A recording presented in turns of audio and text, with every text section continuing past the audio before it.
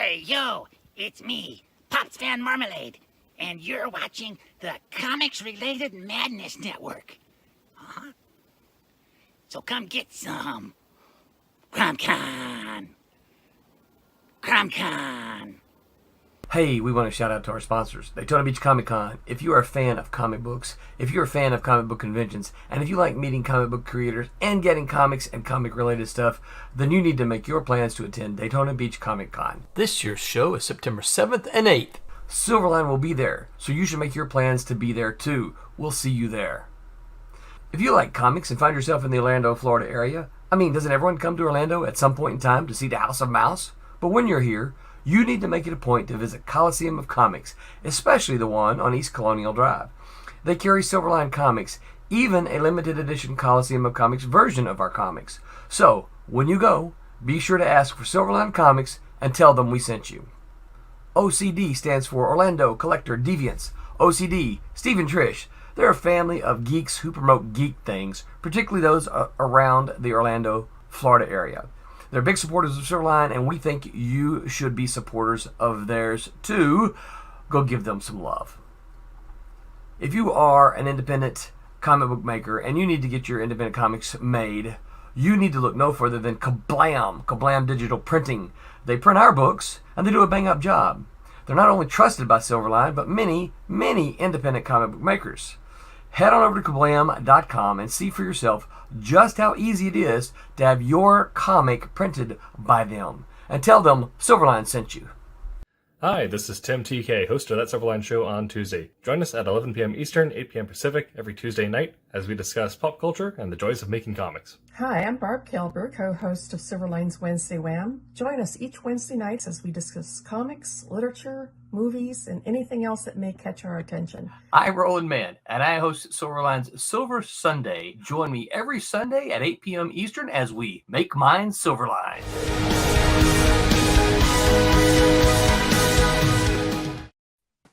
Creating beyond calculation, beyond politics, and beyond the big two. Welcome, Silverliners, to the wonderful world of Wednesday Wham. I'm your host, Dean Zachary, and we are joined tonight by Barbara J. Kaalberg, the Empress of the Inks herself. It's a special night for her, and the Paragon of Pencils, Rob Davis.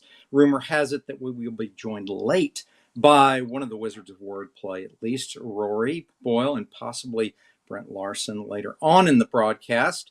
But the subject tonight, very special subject, is Over the Empress' Shoulder. So we're going to get to watch Barb create her inking magic, and she's got some time-lapse videos she's created for us. And we're going to watch her ink and sort of discuss as we watch. And I kind of want to set the table and give you guys an idea of how difficult it is to do what Barb does. For all you aspiring inkers out there, one of the most important skill sets you can acquire is the ability to interpret pencils. Every penciler is different. That sounds like an obvious statement, and it is academic in one way, but in another way, there's a very particular way to ink one person over another. Some people use heavy outlines and more traditional open for color inks.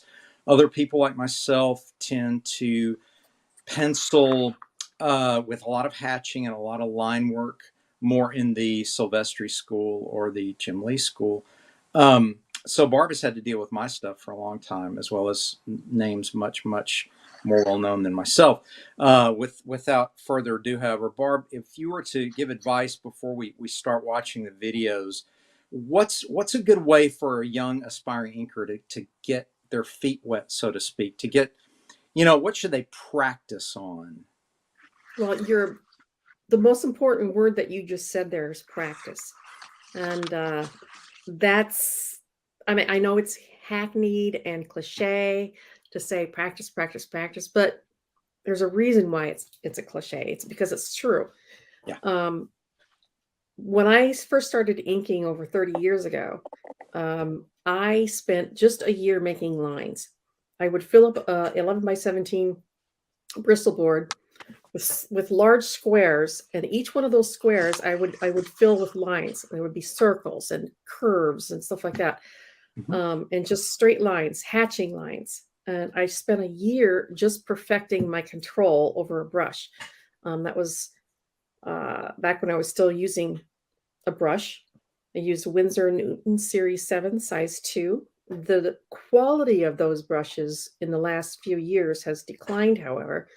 So I switched to a Raphael 8404, either a size 1 or 2, until about 2 years ago when I switched all to digital. And I think I've talked about this before. The reason I switched to digital was because I have developed an extremely minute tremor in my hands. It's called essential tremors. You can't hardly even tell or notice in real life, but I could see it on my artwork.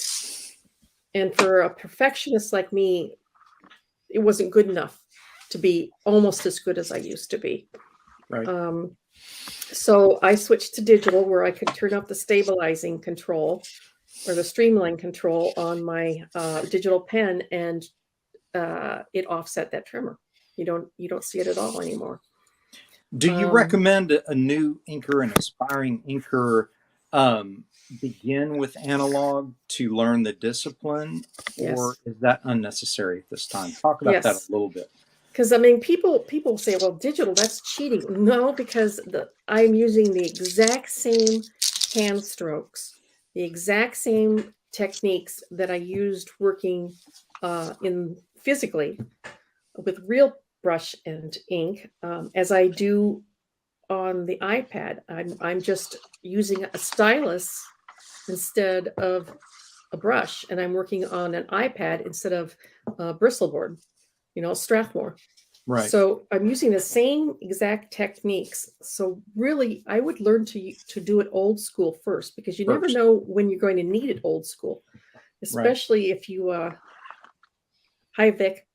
Hi, Vic. What is Sarah, Silverliners? Also, welcome, Aaron, to the broadcast. Glad you made it. I just. Oh, you guys can see me? Oh, crap. Yeah. We just set the table just for a few minutes, just kind of talking about what Barb's going to cover tonight. Just encouraging aspiring inkers to practice and be versatile. Try to ink over lots of different pencilers. Nowadays you can find your favorite, legendary pencilers artwork online and ink over to train. There's a lot of them that post their pencils on Facebook and get it from there. I've worked on really crummy, tiny little thumbnails and blow it up, so it's really very digitized, and I've still managed to ink it. But I would still say start inking physically, because you want to have something to sell as well. Yeah. Especially like for Kickstarters like we do. One of the add-ons that we have for our Kickstarter is physical art. Now, I can't produce the physical art anymore, although I have a ton in reserve from previously. So you'll notice like the cover for Divinity 3 is penciled by Dean, but it's inked by Tommy Floramonte, so that we could have a physical cover to sell. So you really do want to learn how to do it physically before you jump to digital, because it gives you another source of income. That's a good point. Aspiring inkers also learn as much as you can about inking traditionally before you move into digital, because it will help you decide what tricks and what effects you want to use digitally. It's really helpful to know how to stipple concrete shadows or crackle in broken rock or snow or flame or smoke, before you just start grabbing a brush where it's all preset for you.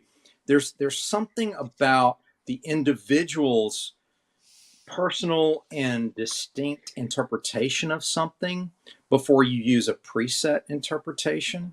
And that's not to say that I'm disparaging it at all, but you can manipulate presettings, and we'll get into this as we watch you ink or watch the recordings of you inking.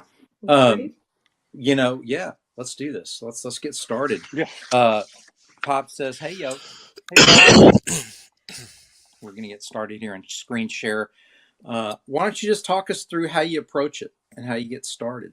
All right. Well, first I turned them into What blue stream are we lines. doing tonight? Yeah. Look at that. Isn't that awesome? Yep. And as you can see, my brush strokes are pretty much the same as I did it physically. I have a brush that I got a couple of years ago. I haven't been able to find it lately online, but it has a great taper to it. And as you can see here, it works just like a regular brush. So I'm just working along here, doing hair. You guys can ask me questions while we're doing this. Yeah, now this is obviously a woman's hair. Do you outline the entire hair shape first and then go in with strokes, or does it matter? Talk to us. No, I kind of play. I just kind of look at it and see what the general shape is. I start working with it. I like to make hair with lots of lines. I don't like big, chunky, solid blocks of hair. Okay. I like to make. I like the details. You know. And Yeah. one good thing about digital is that you can put different layers. You see how I just made a stroke right through the hair there? Yes. The good thing about working on digital is that, and see that stabilizing effect. Wow, that's Look how great. smooth those strokes Yeah. are. We're going to talk about that and how Barb sets that stabilizer effect and also the tapering and streamline effect. But just to be clear with everyone, she's inking here in Procreate. Right, on an iPad. Right. And you might be saying, "Oh my God, she's inking right through the hair," but I'm doing them on different layers, and I'll take the opacity down on a layer that I'm looking at to see where the hair is falling, so that I can go in and delete. Now, this saves me a ton of time. I will freely admit that digital has sped up my my processes a lot, because Oh, yeah. when I was doing it physically, I had to physically stop at every little hairline and then jump over and go again, you know, start from the other side. Here I can just put them on different layers, turn down the opacity to see what's what, and delete what I want. You'll also notice that I flip the canvas a lot. I noticed that, man. You're all over the place. You're like turning and spinning. That looks like how my crystal board looks on my drafting table. That's Yeah, exactly. That's exactly. a holdover. That's a holdover from the physical work. That's how I work physically. I would spin my pages physically, but you'll notice right there, I just flipped it horizontally so that I can get a better angle coming in.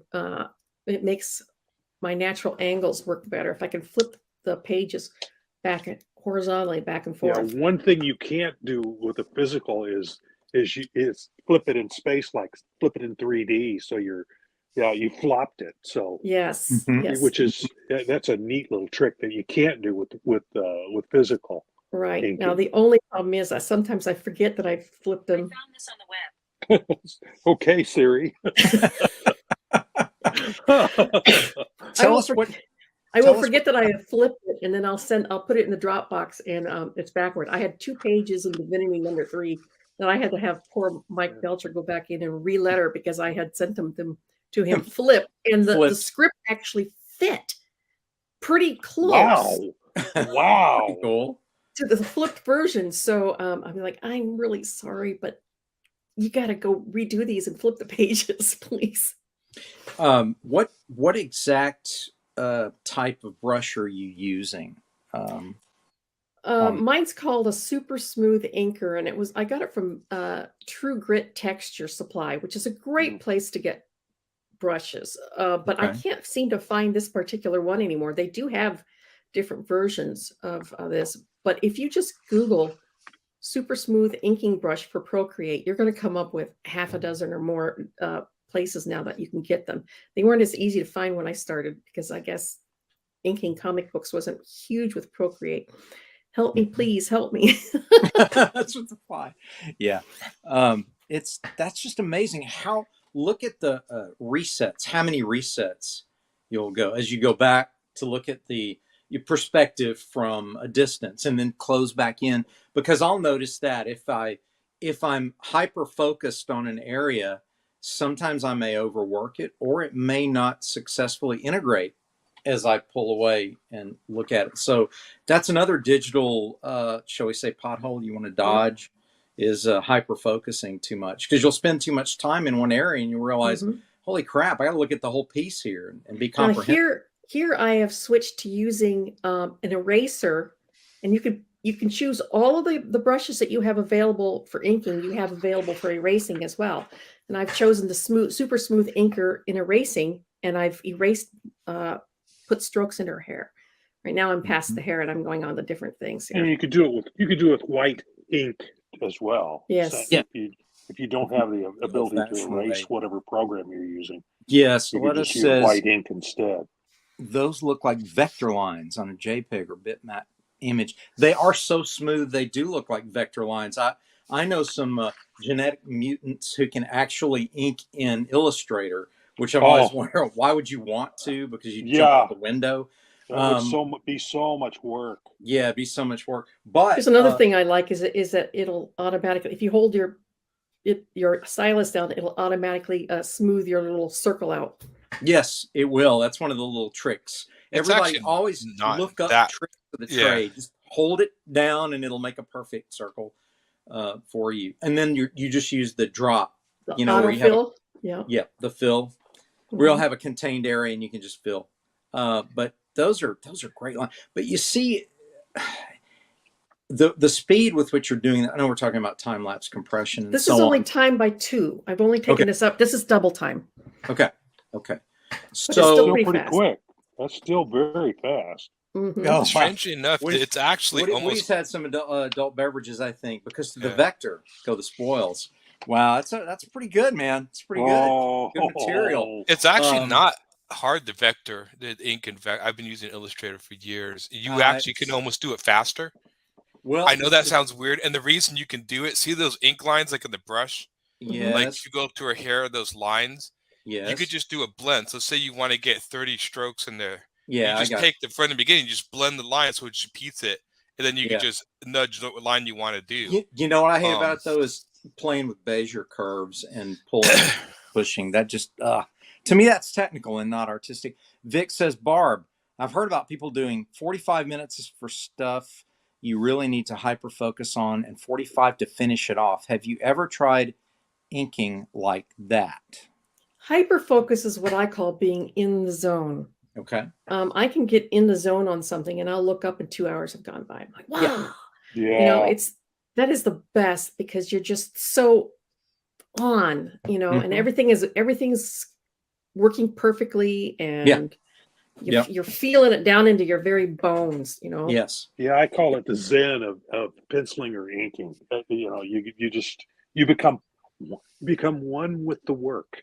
Yep. Now you notice I'm giving her some line weight here on certain aspects of her anatomy, because not only is it closer to the screen, but I want it to pop and give it weight. So here I'm going to go over. Do you know where the light source is in this shot? And so are you consciously heavying the lines away? And now here I'm going to use a stamp. Watch this. Okay. I'm going to cheat and use a stamp. Oh, look at you. Oh. And then I just erase what you don't need. Erase what I don't need. Yeah. Wow, yeah. See that? Yes, I know where the light source is coming from. It's a late afternoon. Well, it's kind of mid-late, not quite terribly late, but in art school, derriere. And nice. I want to emphasize, her tushy. Curves. So the line is much thicker. Yeah, the line is much thicker as towards the camera there. Do you use hierarchy of weight? Like if you want an object or a figure to advance, you use a heavier outline. Absolutely. Especially if there's more going on in the panel than just a single figure. Okay. The figure that's most towards the forefront, I will outline it in a much heavier line. Okay. How much texture is too much texture, and how do you decide? Like, for instance, you're drawing jeans right now. So, I know it's an experience thing, but is there a rule of thumb for you? Like, look, I'm only going to hyper texture something that I want people to really focus on. I'm not going to sit there and draw all the stitching around the patch on the jeans or the pocket of jean and what have you. Is that something conscious? I know you've done it so many years now it's second nature. But for people getting started, explain to them why you shouldn't just go crazy with like every stitch on the jean and every stitch on the It's pocket. distracting. Okay. It's distracting. And besides, I know I'm going to color this too. So Yeah. Yeah. If I see something, your line, oh, thank you. Thank you. Yes. Well, I've been doing it for 30 plus years, so I have a little bit of practice. Phenomenal. You get the idea watching Barb work there that number one, she understands contour, she understands weight, she understands, the heavier side of a stroke versus the lighter side. You want the heavier side away from your light source. As it moves toward the light source, you want it to taper. Well, I'm going to be using another brush here. Okay. So Vex brush. She's lying on asphalt, so we're going to put in a little texture here. All right. For the asphalt, she's her shadow, Mm-hmm. but the line is too delineated, in my opinion.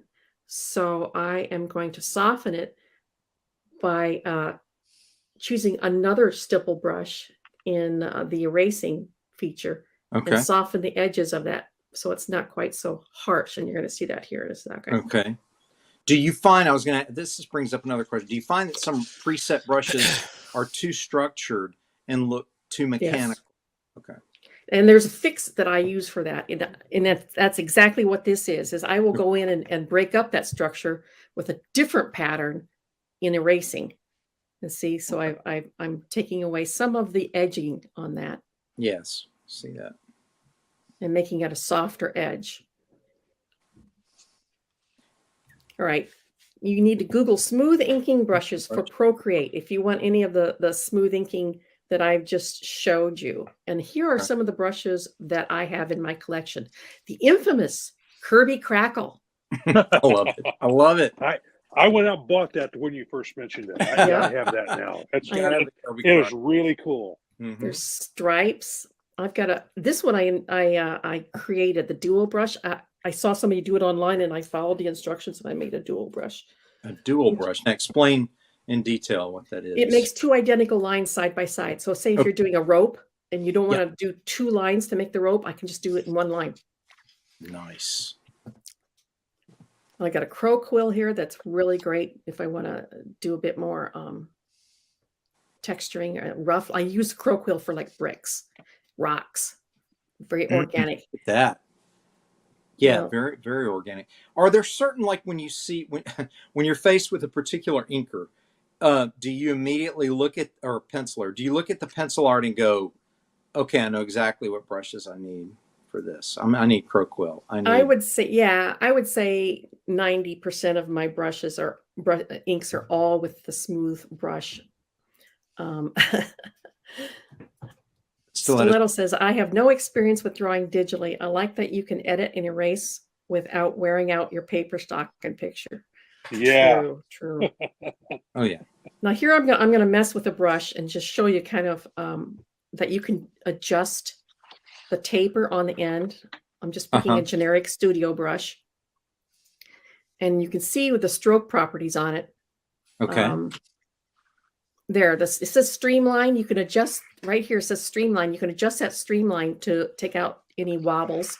And here I'm making the tapers. I'm taking all the tapering out. And watch what the line's going to look like. It's very flat. Okay. So now I'm going to go back in and put that tapering back in. So you can mess with your brushes. And so here the taper pressure right here. I'm going to put a taper on the end, both ends. So that when I go back now,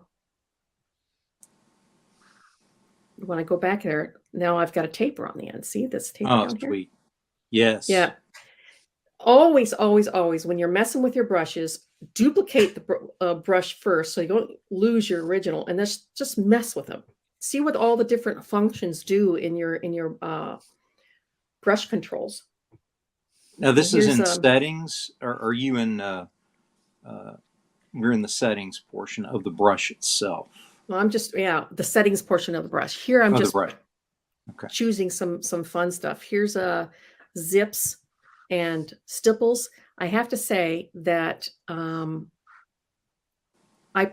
actually prefer Zipatone than the Procreate stipples and zips because they're a little bit stiff, too regimented. Okay. In my opinion. Yeah, that you tend to flatten things, right? If you do too much of this pattern work, preset pattern. See that there are lots of different pens and brushes that you can purchase, and I find a lot of them on Etsy. Believe it or not, there are people on Etsy that have designed custom-made brushes and they're selling them, and you can find just about anything. Here I'm showing you my color palette. We're going to get into coloring. Leave a trail of breadcrumbs. Breadcrumbs. Here's my color palettes, and I have color palettes for all kinds. I have one called English Manor, nice. Sunset, Batman Blues, Misha Amuka Morning. Oh wow! One called Mom. No, because my there. No, that's my Night Sky. There's blood right there. All my blood tones. Okay. Here I picked blood, and I'm going to show you a little example of blood. I have one named Mom because my mom is just loves pinks and purples. So I have a whole palette just pinks and purples. Pinks and purples. So what about inking? Oh, well, this is a challenge. Explain to everyone, what you're inking here. I mean, it's the Punisher, obviously. But... Yeah. Now, all right, I'm going to pause this here for a moment. All right. This is Dean's. These are a sketch that Dean did for convention. It was never meant to be inked. They were tonal sketches done in pencil. So I wanted to ink it. So first of all, I have to look at it and I have to pick out, well, this is a darker tone. So this is going to be black. This is a medium tone here. So I'm going to probably crosshatch this. And then you got to pick and choose what you're going to leave white because he's got so many like little really extremely light tones. I'm just going to leave that blank because I'm going to go in and color this later. So right here, I have his leg that's completely black because it's pretty much a match for this one. He's got blood coming down his leg here. He's got some muscle definition, and I need to choose what I'm going to keep, what I'm going to ink, and how I'm going to ink it. The easiest way to do that on these tonal ones is, first of all, to ink it and then take your opacity down, way down, so that you can see the blue underneath. So that's what I'm going to do. I'm going to, here, just a second. All right, I'm going to take my opacity down. Okay. So that I can see through it. Yeah, you can reveal the texture underneath. Yeah. Right. And then I'm going to go in with my erasing pen, my super smooth erasing brush, and I'm going to go for the negative space. So I'm working backwards in this. I'm working from black to white instead of white to black. And I'm adding some of my own touches too. Yeah, it's almost like working on scratchboard, if you've ever done scratchboard, where it's already layered in black and you literally use a metal tip and you scrape away. So you're literally just adding light. But that's what you're doing. A lot of people, there is an effect in Photoshop called dodge and burn that you can do the same thing with. That's really cool. Look at that. She's adding wrinkles and all the little cool stuff. Now, what about edging here? Soft or hard? And then how do you soften that? Or do you want to soften it? A lot of inkers want that hard edge on every edge. What are your thoughts on that? Because you're actually inking something that is drawn with tonal soft edges, and now what you're doing is interpreting them with hard edges. Yeah, I can soften it with hatching. Okay. Nobody goes for that soft crap. We want it hard, Dean. Yeah, man. I knew you would, especially. Oh man. Yeah. If it's me, what he says, if it's me in battle, I ain't blood on my leg. But seriously, folks, we got you. We got you. Let's see. Stiletto says, since you personally, honestly, though, I've never been a big fan of soft edges. Okay. In art, and I've always liked hard edged. So even when I color in ink, it's always hard edge. I like that deliberate contrast or separation of the shapes. I'm not a big I think I don't think the contrast. I don't think sometimes the inking and the soft coloring style mix for me. Depends on the pencil. Yes, I can see it. I can see that. And so He's saying, Stiletto says, since you draw straight to the tablet, you eliminate the scanning and fidgeting with the DPI to use for better line art. I do. I used to scan into the computer.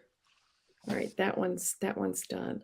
Look at that. Like, that was a great transition to go from all the subtle spectrum of gray from all the way to dark gray. Well, you'll see more of that in the third segment because that's all I do is I just work on your stuff there.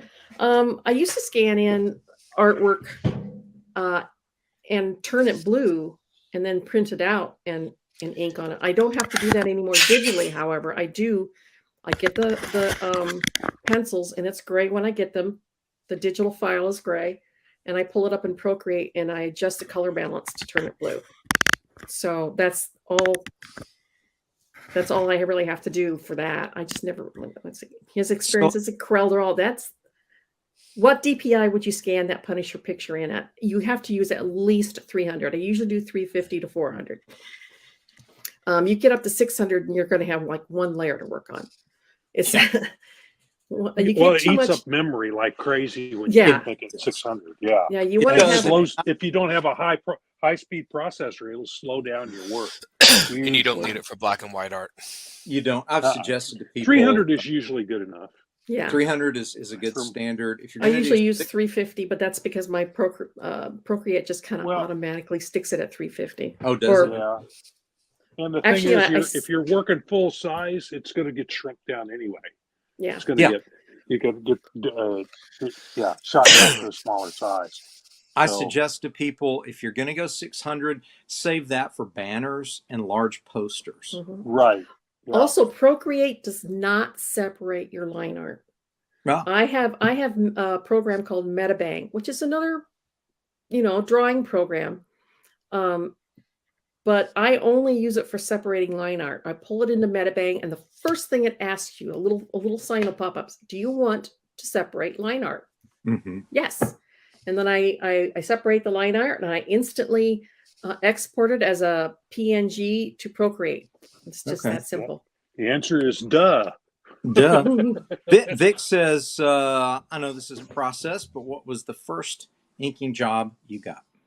Planet of the Apes. Oh, for man. Adventure. I did 11 issues. I started out actually doing gray tones for Eternity, and it was Tiger X. I did gray tones for them, and I jumped from gray tones then to inking.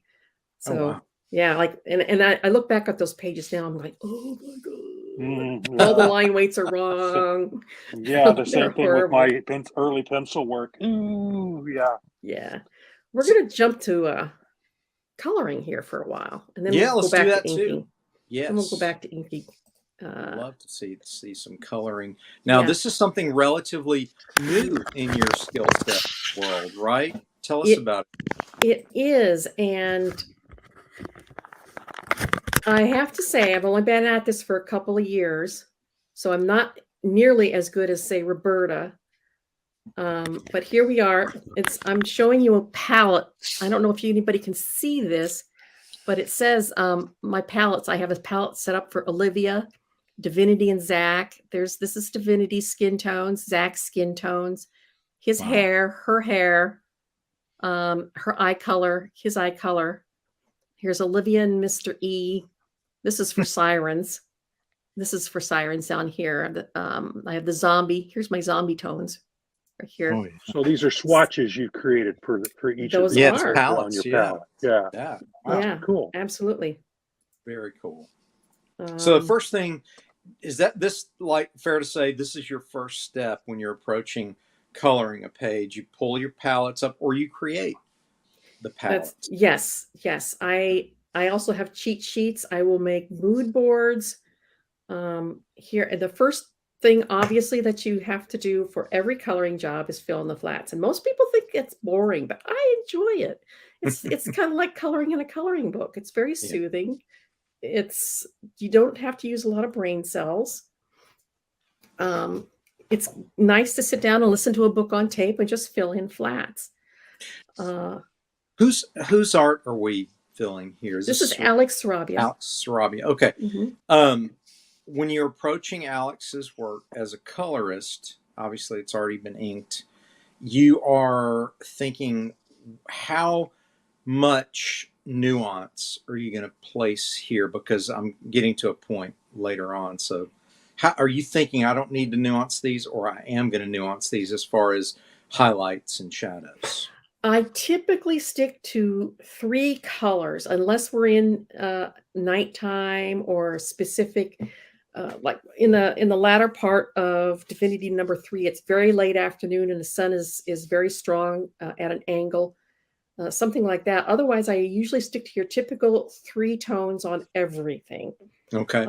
And that's your medium tone, which is what this is. Okay. And your low lights and your highlights. And that's, I'm not going to go, this is going to cut off pretty soon here and I'll go into the shading. Okay. But I prefer to keep it simple. Don't overcomplicate it because it's really not needed. You can do a good coloring job with just your midtones, low lights, and highlights. Highlights. That's a good observation, because I have seen colorists, especially in the last 5 to 10 years, really overwhelm the comic book art with this odd airbrushed look where, I mean, there's multiple layers on a face, and then, you know, white hot highlights for the point of the nose or the cheekbone, and you're going, dude, you know, easy with that. You know, you're not doing a painting here. It's just, you know, you're supposed to be enhancing the inks. And I'm glad that you're showing restraint there, because in my opinion, some of the color work, it becomes a color demo instead of a comic book. No, that's that. Now, did you see that? That's my color swatches. I got pictures off the internet of several different kinds of blue jean colors. Oh, wow. And I choose a color of the blue jeans, and it'll go back because I do this 3 times. Okay. There's 3 people. I have a file on my Procreate and elsewhere. I have other files too, which are just color examples. Here I'm going to my color. There's there you go. Yeah. So you do a lot of what I do. You surround and fill. Yes. Like that's your flatting. That's how you do it. Okay, you get the medium tone down. Have you ever tried like the dodge and burn approach? I know that's a cheat probably, but instead of doing 3 different colors, just do the same color and then use highlights and deepening to burn it in. I know that's a different look. That is the same thing, isn't it? Yeah. I do rim lighting. Yeah. Quite a bit. I like that too. Especially as if I know where the sun is in a particular, I'll do the sun on the back. I'll rim light the person in sunlight. After scanning, Corel Scan would translate the line art into a vector image. However, the vectoring process. Oh, see, there's my cheat board. See, I've got colors. Yeah. Look at Divinity you. Shirt, Zach's shirt, the Nice. Soldiers, the henchman, old guy. Old guy. Yeah, I love it. Old guy. The vectoring process caused me to lose a lot of detail. Yeah, that's the problem with vector. I mean, you can get as detailed as you want, but again, you're dealing with mathematics with vector drawing, so you're having to use Bezier curves and points and moving points along a line, and then pulling the 2 arms out of the point and wobbling it to make your curves, and it becomes more of a geometry project than drawing. Yeah. Amateur Illustrator user. Haven't used an Illustrator for years. I quit using Bezier curves a long time ago. Yeah, well, you know, it's math. To me, AI is math. It's not. Yeah, well, you could do something called a pathfinder, what cuts your shapes out. Yeah. And so I go through and just literally make anything out of cut shapes, and then you can do. See, the thing is, like if you're inking a shape, like say like I made that guy's shirt, right? Then I would just add a stroke onto it, and there's ways that you can get the stroke to mimic ink lines.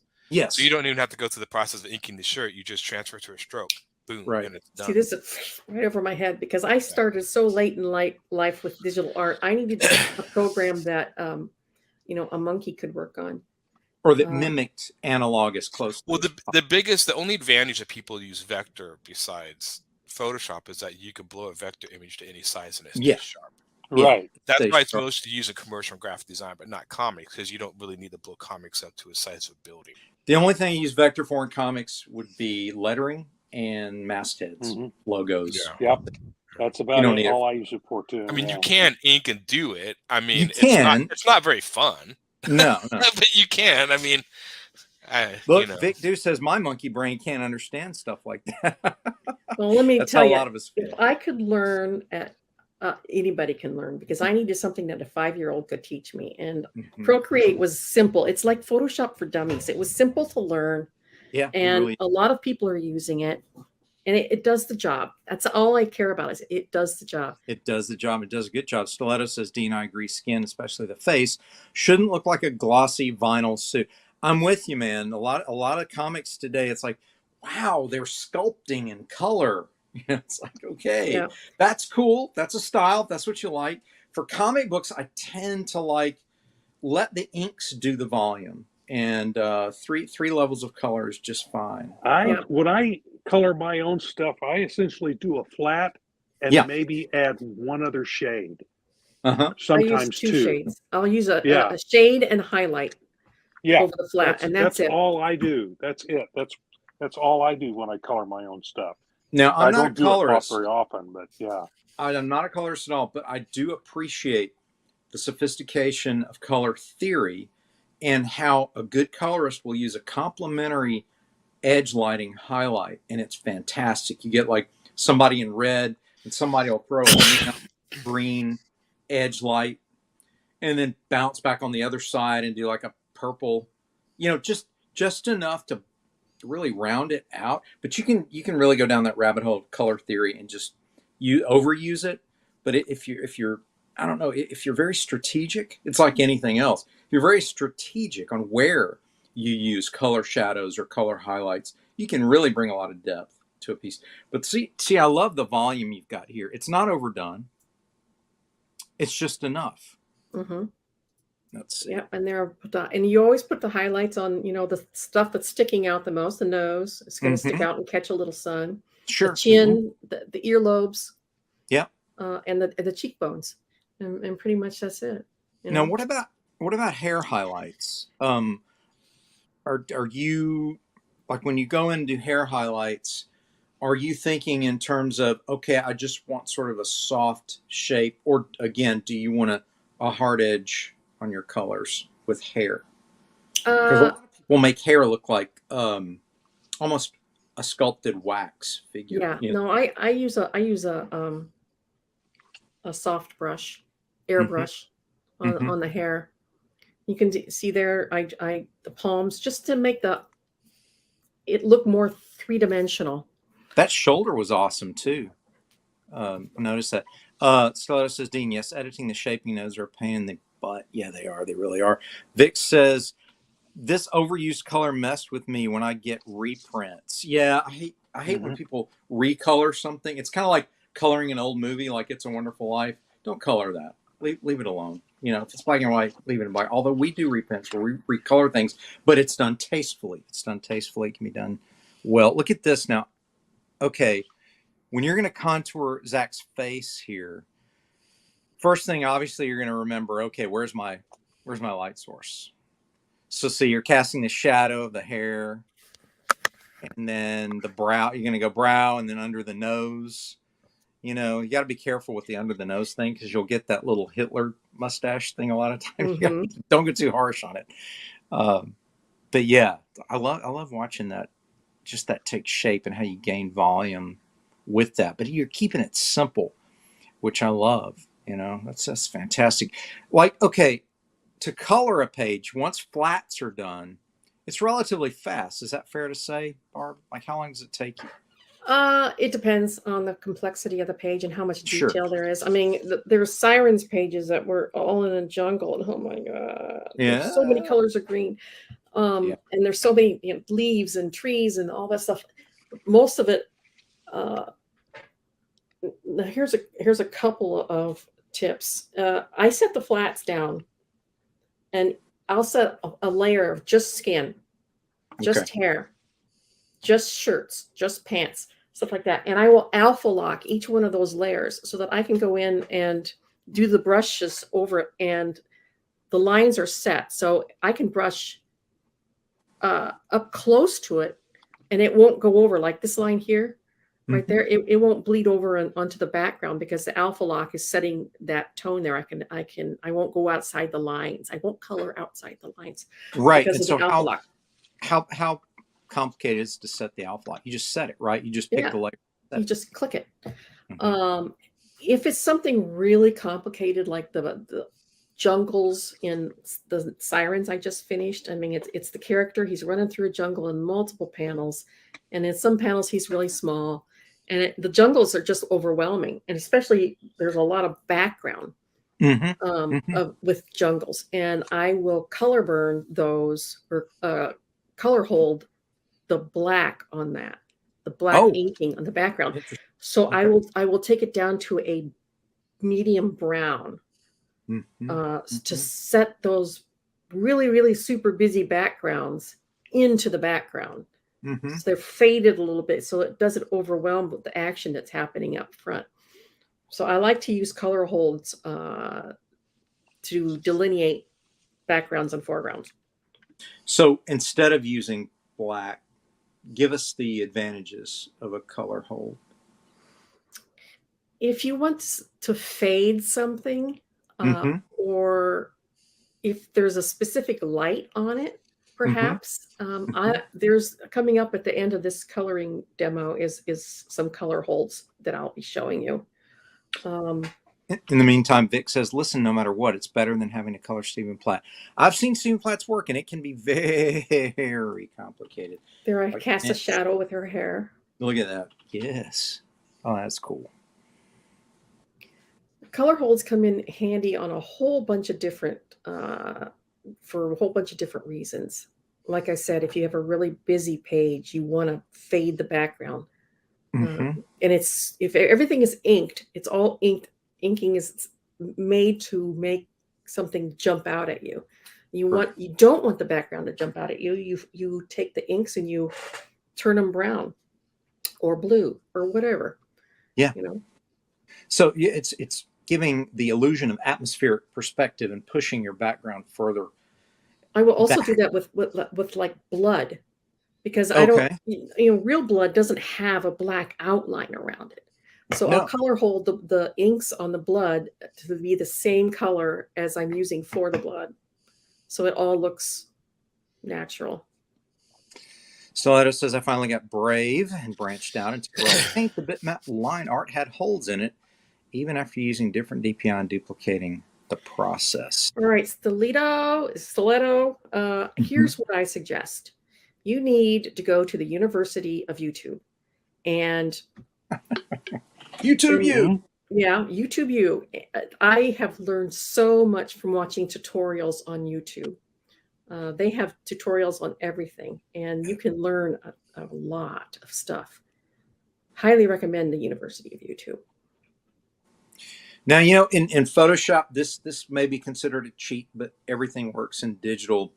You can actually use a lighting effect. You can use spotlight. Like if this was a nighttime scene and you wanted the characters to be under a spotlight, you actually use a spotlight effect. You can use lens flares. If your character's looking up at the sun and you want a lens flare to pop off the edge of a car or a helicopter or something that's shiny, you can do these things. But again, strategic choices on those, because if you over Photoshop, use that stuff, or it looks really fake.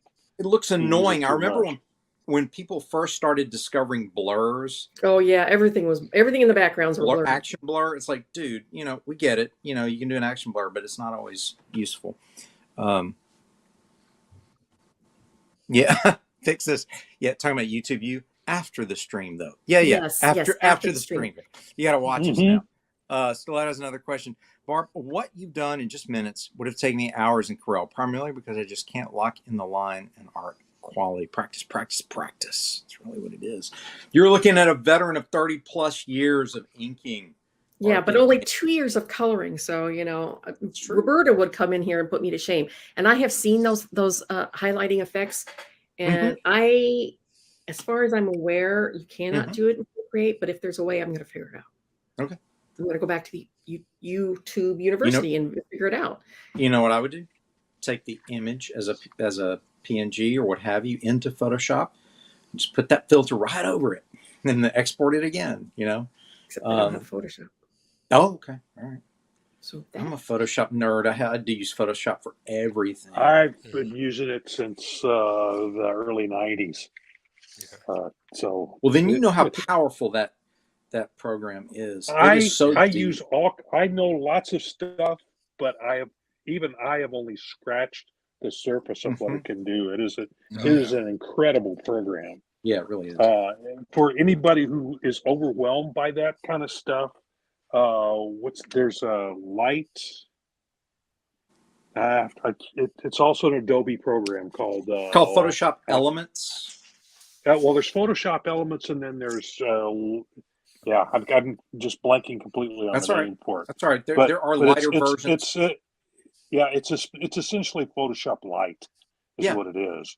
So get with something like that. It's got fewer things to learn, but you'll eventually come to the idea. Hey, there's more in Photoshop. Maybe I want to look at it too.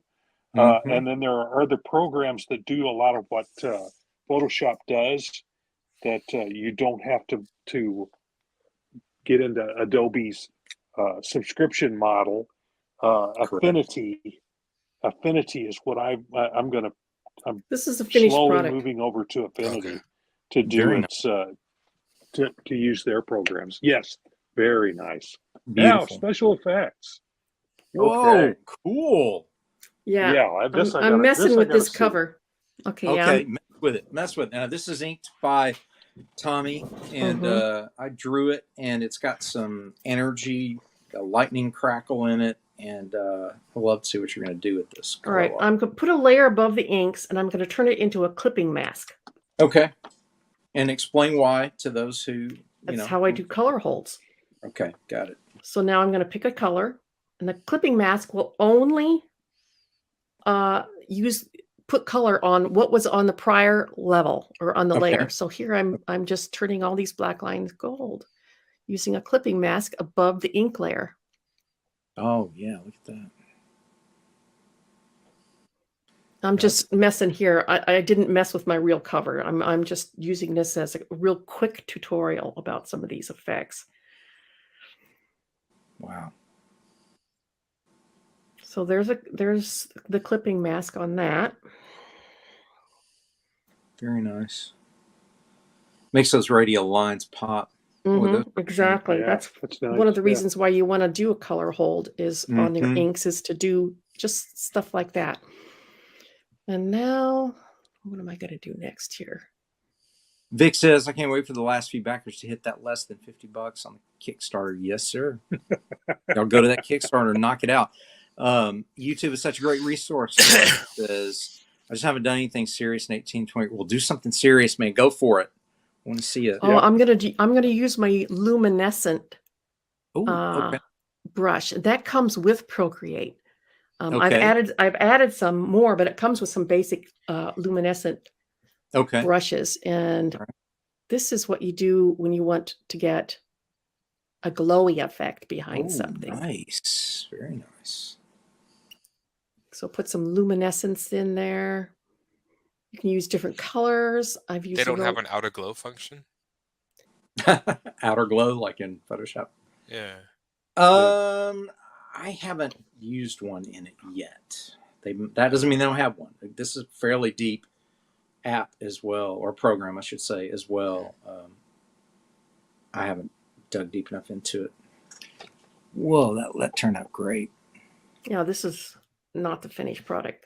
No, I copied that and just messing with this one. And I'm going to try a different color here. Show you that you don't have to. It doesn't all turn out white. Depends on the color you choose.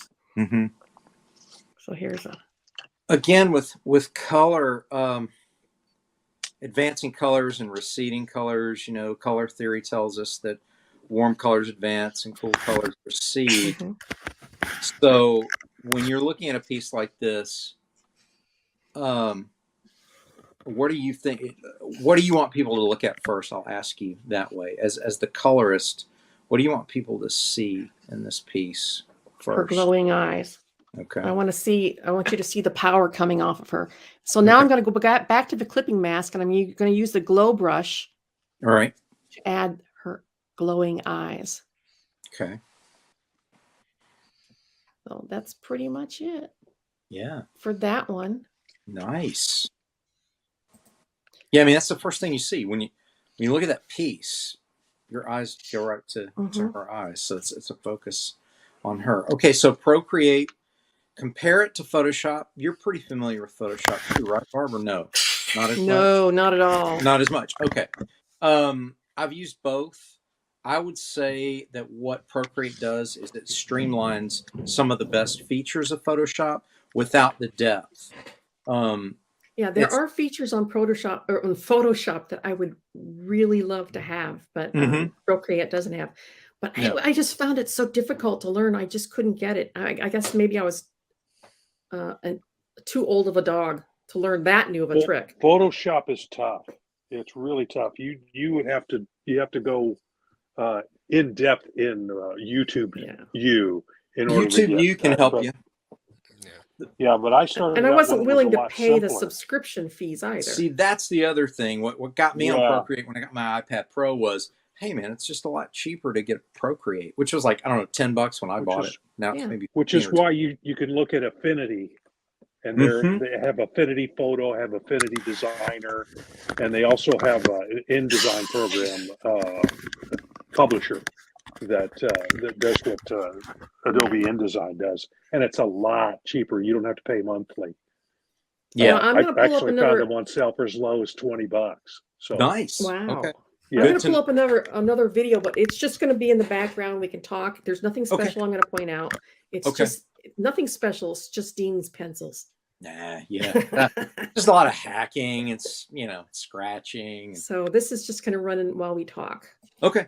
All right. Strange enough, I was going to say something about some of the Corey, some of the coloring I see. It seems like now maybe it could just be me, but I've noticed after coloring my picture, especially when I start doing shadows and stuff, to draw with the shadows. That, in other words, how do I, like, a lot of people just kind of like take a shape and they make like a little shadow underneath, then a highlight and a top. But I've always, it's sometimes hard for me to sometimes see artists, and there are some artists that actually will like draw with the shadow and never think how light would actually hit. Like in the last piece when the girl's jumping over the building and she had the magenta shirt on, her whole bottom side should be in shadow.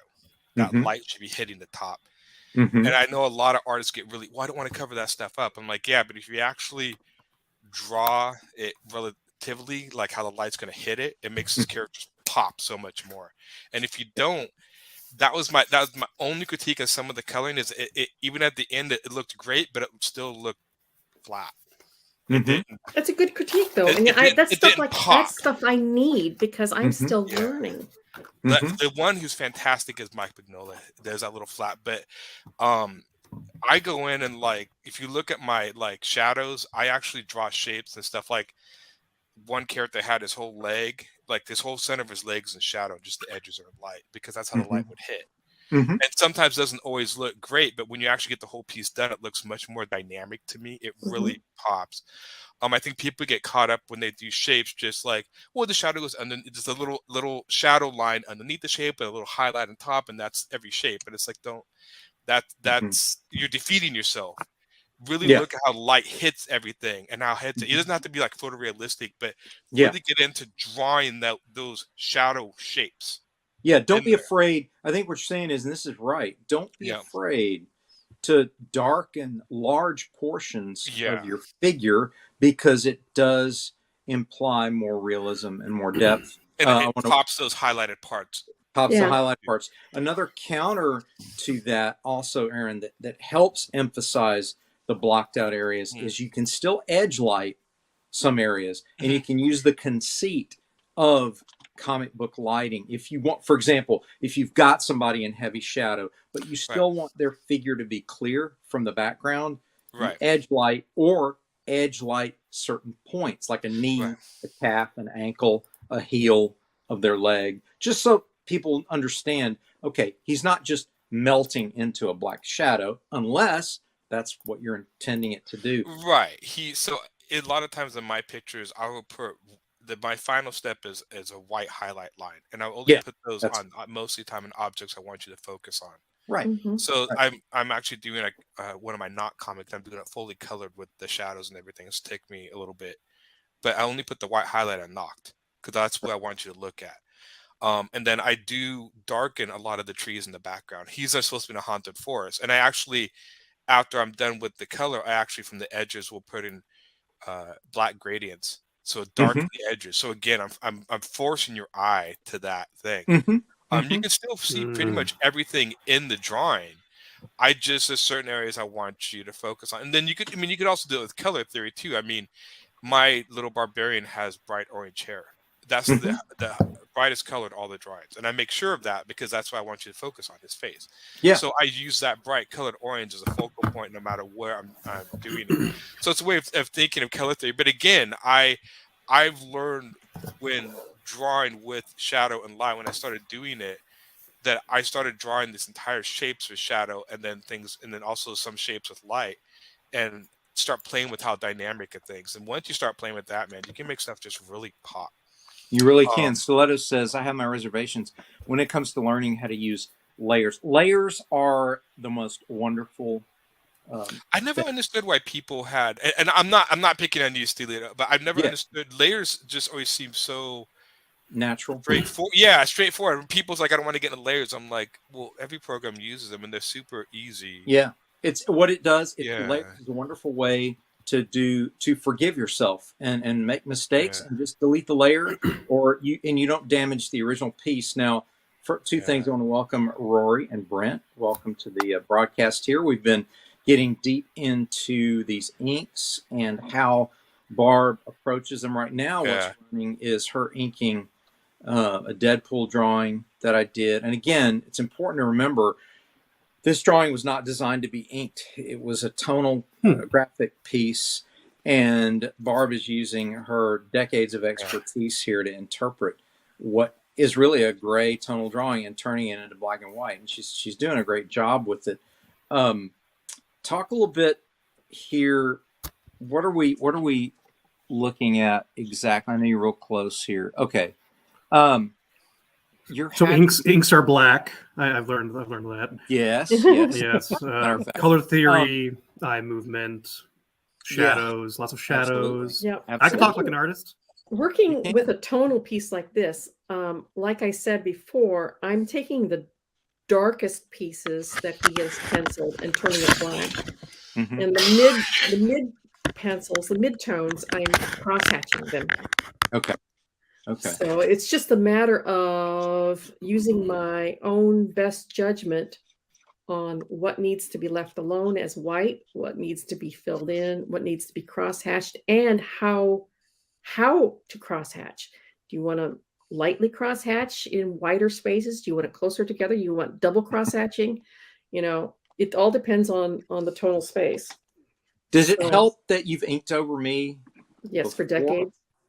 Yeah. Yes. Because you kind of know what I'm looking for, and how I create light and shadow. So, oh wow, look who comes dragging in at the last minute. Oh wow! Hey, you're so late. Man. Glad you can make it, my friend. It's so full. Yes. Now, Aaron, I do not mind critiques on my coloring at all, because while I am very confident in my inking skills, I've only been coloring for a couple of years, and I am still a newbie at it. I'm very much learning. I have a different sort of approach I take to coloring, so it may not be the same as yours, because I like more of like a cel-shaded cartoon look. But I did notice that when I started coloring my stuff, that I started treating, when I went in to do the shadows, my shadows take a while take up to 2 to 3 hours because I'm actually coloring. I'm creating these sort of shapes in shadow, and I'm actually drawing in the shadow. So I'm not just completely following the contour of my ink line. I'm actually drawing the shadows in. It's a little like a separate drawing, I guess you might say. And then usually lighting, but I'll add like little different, like I'll add separate shadow pieces off the shadows that were never in the drawing. So I will draw in these shadow shapes, and I don't do soft. I do very hard edge shadowing and stuff, which I like. So that may not be something, but yeah, I will go off and draw these like little shadow geometric shapes, and sometimes it can really pop because I've learned like coloring. I think a lot of people take coloring sometimes as just like a final way to like, oh, throw some color on, no big deal. But when I started looking at coloring as its own process and its own sort of like another attempt at redrawing it and making it pop, I got like so much more satisfying results for me. Yeah, it sounds like, you know, your approach is geometric shapes, and it sounds like your approach is more wired and appropriate to Illustrator in a way, because to me, Illustrator is using construction paper. It's like cutting out little pieces of construction paper and layering on top of each other to make an image that's an illusion rather than drawing. You're actually building. That's how I see your work. It's built. Your work is more built. Right. You know what I mean? Constructed. And that's not a hit. That's really no. It's meant to be. I've always liked very much more geometric shapes and stuff. I've even been attracted to that. You know, Larry Stroman was a guy he always did. Oh yeah, he's amazing. Yep. And so he was always stuff that just artistically that just invigorates me. I don't know if my coloring style would work the same with a soft focus brush, but I do know that sometimes I've noticed just studying some colorists that go out of their way. Started studying painters a lot. Who do one of my favorite artists is Miguel from the 80s. Yeah, very geometric. Miguel, very geometric, very graphic. We used to call that graphic, which means just flat shapes. I have a question for the writers in the group here. When you are writing, it's our time. Yes, setting up scenes for your artists. Are you keeping in mind the time of day or the lighting effects that you need to mention in the script? Because I found myself having to remind my penciler a couple of times. Now this is supposed to take place in late afternoon. You know, once I began writing, I started thinking of all this stuff. And oh, damn! I need to make sure that he knows that this is, you know, late afternoon and the shadows are really long. Well, our first story was pretty easy because it takes place in the span of like what, Rory, 3 days, two and a half. So because it was really part of the plot. Starts in an evening, goes overnight, morning, evening, morning, right? Something like that. So yeah, that was for us. That was pretty easy to do. Dean, what's wrong with you? You forgot the main part of the belt buckle. What? Huh? What? You got to put the little tab with the little metal that cuts through. Oh yeah. I see so many artists not do that. I'm like, you have an inefficient buckle there, Chief. It ain't gonna work. It could be one of those loop through and loop back ones, or like the military style, right? Right. For those of you wondering why every once in a while everything just goes black, it's because you have to have a closed loop, and if you have one tiny little bit, and it goes zoop. It'll fill the entire screen. So then I learned that from Microsoft Paint back in the early 90s. Oh yeah, you click the fill and just. I would just draw swirls and swirls and swirls and swirls and swirls, and then go to the fill thing, and then click and click and click. And you say, "I'm an artist." And I'm an. Let me answer your question, Barbara. I actually do. I always try to say what time of day, frankly, because it's going to set some serious mood. Yeah. I like Kayla. How romantic do you want to be? Hopefully, be done not before much too much longer. Happens in the mountains in Libya somewhere, and I'm thinking to myself, it has to be at night with moonlight, or else it's about two guys going and killing a bunch of terrorists, which is gonna be fairly cool in daytime, but at night it can be really spooky. So I was totally like, this has to be done, done with the moon is lighting. Are we still going to be able to see everything? And Lewis has been running with it. But in other scenes, I also have to make sure that, if it's at night, well, then where is the light source going to come from? That's right. I have had plenty of scripts that do not indicate any of this stuff, and I have to get a hold of either the editor or the writer. It's just like, when is this taking place? Is this night? Is it evening? What you gotta tell me. Mm-hmm. And we're working on Wolverine now. There you go. I have a good scene we hashed out. I won't give any details of the secret project, but it's a scene involving some shady, seedy characters, which normally operate at night, and then the fight scene. Nothing good happens after midnight. That's what my dad says. I don't know. But at one high point in the fight, a glass wall shatters, revealing that it's actually daylight the whole time. So that's dirty wells operating in the day, not in the day. Yeah. Mm-hmm. Yeah. I always thought, like in the movies or as Batman movies, especially I think the third one, and also the Adam West stuff. Batman during the day always felt odd. Yeah. Batman when he's in his political campaign office, it always looks weird during the day. There's something about Batman. But most of the Batman movie, that I'm talking the Adam West movie, none of that is at night. When he's running through the streets with the the bomb. The bomb. That would have been so much more effective at night. Yeah. But then you would see the Salvation Army band, the Ducks, Well, I'm glad to know that all the writers here think about things like that, because I have, in my 30 years of experience, I've run across plenty of scripts that don't seem to take that into account, and it's very frustrating. I think it's because I'm mildly neurotic about continuity and so forth. So I'm thinking about mildly. I'm incredibly neurotic, about every detail about whether can we say 1776, whether what buttons look like and what facial hair was like, and if glasses existed and in what form. And so yes, I want it to. I do not want to give someone the opportunity ever to say, "I'm Scott.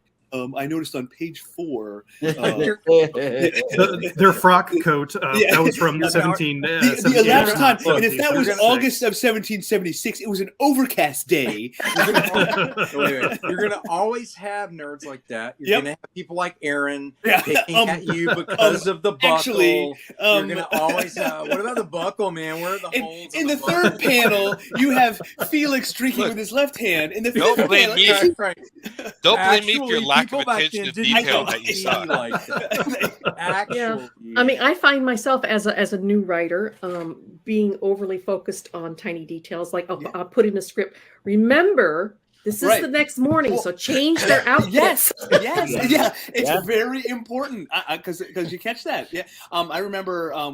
This is a while ago. Tim, who wrote Wolf Hunter, he wanted to know what the inside of a Spitfire, the cockpit looked like, and it was very important. I mean, that's kind of important. Yeah. Oh, yeah. I mean, where's the throttle? Where's the what gauge? Yeah. Was his pistol loaded with 9 rounds or 9,000? When I did the first issue of Kalis, I actually have a Marine officer, ex-Marine officer friend, and I was sending him Lewis's artwork, and he was going, no, yes, please keep it coming. Yes. Which is so funny because, in Hollywood, if they make a military movie, they have military attachés, liaisons, and everything to tell them what's too accurate. But sometimes they throw it right out the window, and it kills me. It's not that hard to check a uniform, to check what does the epaulette or the collar insignia look like, and it's all in the archives. And or like stuff on Star Trek, Chief O'Brien at one point was a lieutenant, and the continuity and the officer stuff, and if you just have one person, and I've always thought in the movie world, especially in the sci-fi or fantasy world, just pay a group of nerds with pizza and have them stay on the have them on the set and be like, I'm sorry, in episode 4 of season 2, why don't they Chief have continuity officer for continuity? They actually tried that, Scott, and then they would find people beaten up in the alley. So they had to abandon that idea because it just gets too contentious, right? It's like, no, that isn't right. That was a mirror. Wasn't cheesy puff sauce on their fingers and their. How about working in collaboration? RA and I work in collaboration on scripting this, and apparently he's. I was kind of surprised. He sent the script back, and he had in Divinity #2, he had bad guys over on the next ridge over, okay, in a valley, next ridge over, shooting at Zach with Uzis. And I got back to him and it's like, Uzis are short, snub-nosed weapons. Yeah. They are not meant for long Bless distance you, shooting. Barb. No, good job, Barb. Yes. Like, are these Barb's? I want to see Barb pull out her Uzi and be like, "You see this? But, you see, you see the actually range of this." Fortunately, I was raised with a gun collector. As she field dresses it. My father's a gun collector, so I am Barb aware knows. Hey, and write what you know, right? Firearms, yeah. Just know the more you write this stuff, the more you realize nobody pays attention. No. That's the one thing. Except like if it's important to you, then go for it. Yeah, if it's important to you, go for it, but don't, because so many people will not pick up on that stuff. They don't care. I got a graphic novel published by a prominent publisher and with a good writer and good artist. And the scene it's a full page splash, and it's bullets flying at the reader from the revolvers. And they are bullets. One angle you can see they are bullets and shells attached to casing on, and then they turn it around, and it's the back end of the casing with the primer and the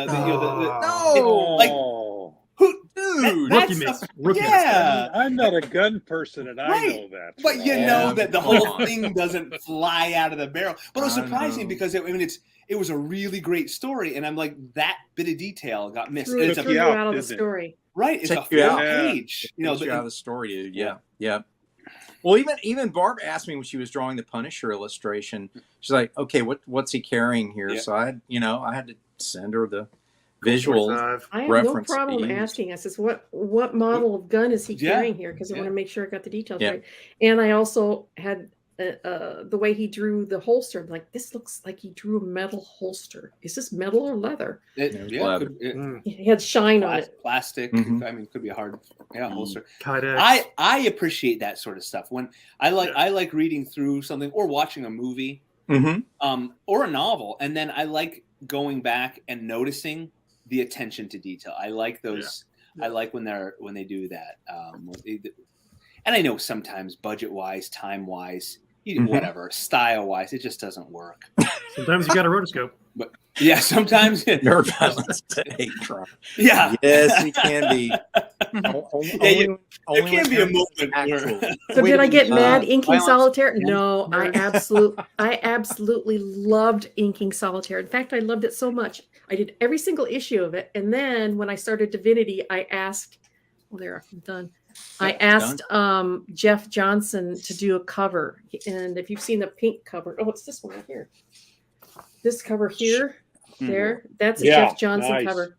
That's really I like that one. Yeah. He and I worked on Solitaire together. Yeah, I loved working with him. He's got a really great style. You know, it's classic, but it is dynamic, powerful, and it's in the realism school, but not so much that it's stiff. It's very, very dynamic. Yeah, he has his own unique style, and it's fun to ink. Wait. They did the guns right in it. Did they do the guns right in it, Barb? In Solitude? That's 30 years ago. I don't know. No, I remember. There's a Mac 10 in it. I remember that. Wow. So that was kind of cool. So, okay, before we wrap up here, we got to talk about, there's a Kickstarter, and I think Barb needs to talk about the Kickstarter. Oh, I'm doing all the talking tonight. Yes. I know. Yes. And do we have a link? Do we have a link in our podcast here? I'm sure. I hope so. Roland. There's go to Silverline Comics and or go to YouTube, go to Kickstarter and or put in any of my social media sites. And Yeah. since I'm the How many only links Barbara do you have? Kaalberg, right? I have 11 social media sites, so I'm Yeah. the only Barbara Kaalberg on the internet. If you're going to find, and just Google Silverline, and yeah, I mean that's Divinity / Trumps, it'll come right Well, up. you can go to Kickstarter and put in Silverline, and it'll take you to Yeah. take you to the ones that have been there before, but it'll also It'll be show in you there. which ones are The live. top one should be. And it'll Yeah. so you can go to the live one as well. And But, Divinity, my book that you saw me inking and coloring earlier, it is issue number 3 is kickstarting right now, and you can get all the back issues.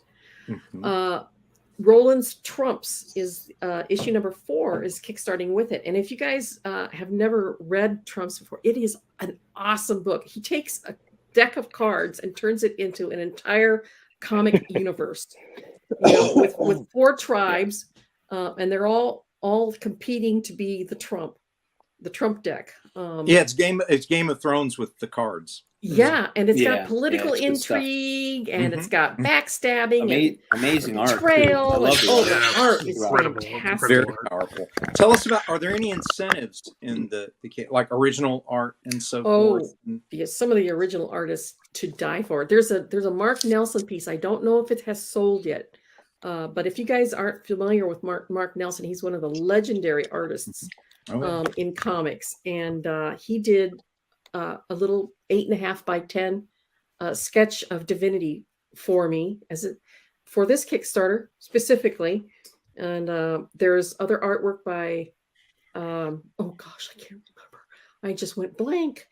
Sarabia. Yeah, there's Alex Sarabia, Yeah. and because I have given up physical inking, the physical artwork that you get that's inked by me on this Kickstarter is pretty much the last of my physical artwork. So you get it now because you never will get it again.